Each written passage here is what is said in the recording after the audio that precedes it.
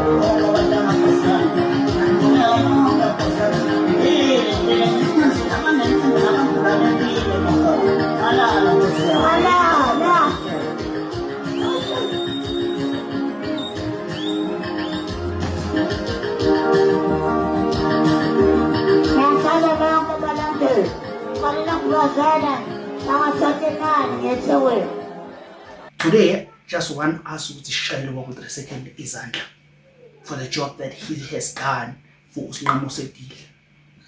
I remember release a video esitshela ukuthi ngumculi nabantu abaningi bemhleka.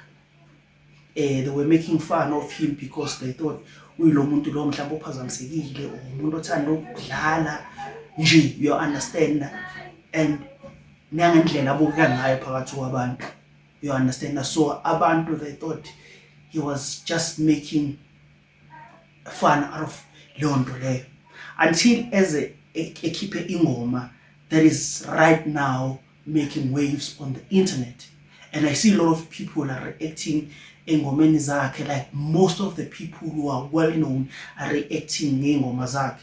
Leyo nto ikutshelani uma umuntu? Isitshela ukuthi uma umuntu unephupho ukholelwa entweni yakho, you must always go for what you believe in, you understand. Uma umuntu, you must always try and fail, but not to fail to try, because most people bahluleka kuzama, you understand. But ukubalekile as uma umuntu uphila emhlabeni, you must always try, you must always give yourself a chance to try.